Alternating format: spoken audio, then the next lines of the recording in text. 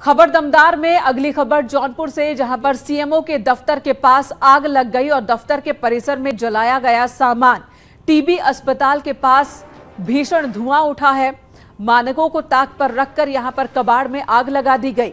TB hospital है, यहां मरीजों को परेशानी हो रही है। शिकायत मरीजों की ओर से दर्ज कराई गई कि उन्हें जहरीली गैस से परेशानी हो रही है, लेकिन अस्पताल के सामने देखिए किस तरह से कबाड़ में आग लगा दी गई। काला धुआं इस कबाड़ से उठता हुआ आप भी देख पा रहे हैं। मरीजों ने परेशानी की शिकायत भी की है।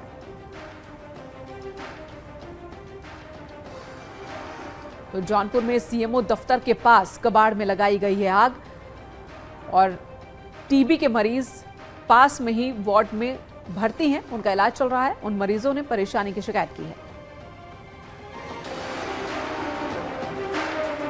इटावा में समाजवादी पार्टी के महासचिव प्रोफेसर रामगोपाल ये जूस और आइसक्रीम शॉप चलाते हैं और हर महीने 3 लाख तक कमाते हैं। आपको शुरू करना है, इनसे सीखना है तो फ्रीडम ऐप को अभी डाउनलोड कीजिए। गोपाल यादव ने कोरोना को लेकर गैर जिम्मेदाराना बयान दिया। उन्होंने कहा कि कोरोना कहीं नहीं है। सरकार राहुल गांधी की भारत जोड़ो यात्रा से डर गई है और इसीलिए यात्रा को रोकने के लिए दिल्ली में यात्रा न घुसे, इसके लिए कोरोना का बहाना बनाया जा रहा है। अभी कोरोना में राशन बांटा, उसके बाद बंद कर दिया और दोबारा तो फिर बांटने लगे। क्या देखते हैं इस नजरिए देखते हैं? ऐसा है, कोरोना में कुछ नहीं है। वो तो राहुल गांधी की यात्रा को दिल्ली में नहीं घुसने देना चाहते, इसलिए कोरोना पहले करा दिया। Thank you sir, thank you. इधर निकाय चुनाव में आरक्षण के मुद्दे पर सुनवाई पूरी हो चुकी है। हाईकोर्ट के लखनऊ बेंच ने फैसला सुरक्षित रखा है। अब ये फैसला 27 दिसंबर को आएगा। दरअसल आरक्षण प्रक्रिया को लेकर सवाल उठाए गए थे, जिसके बाद लंबी सुनवाई हुई। अब कोर्ट ने फैसला सुरक्षित रखा। 27 दिसंबर की तारीख मुकर्रर की है। तब स्थिति साफ हो जाएगी कि आखिर निकाय चुनाव कब होंगे।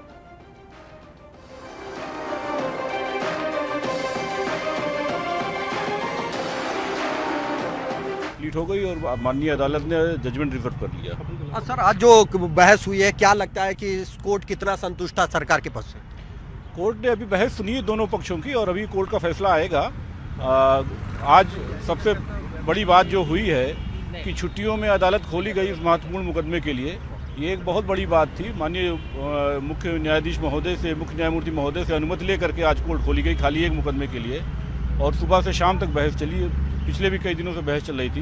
ये बहुत ही महत्वपूर्ण मुद्दा है कि जो राज्य में निकाय चुनाव में पिछड़ा वर्ग को आरक्षण देना है, तो माननीय सुप्रीम कोर्ट का जो जजमेंट है सुरेश महाजन के केस में कि ट्रिपल टेस्ट करके और चिन्हित करके फिर आरक्षण दीजिए, उसका कंप्लायंस नहीं हुआ था। यही रिट याचिका का मुख्य बिंदु था।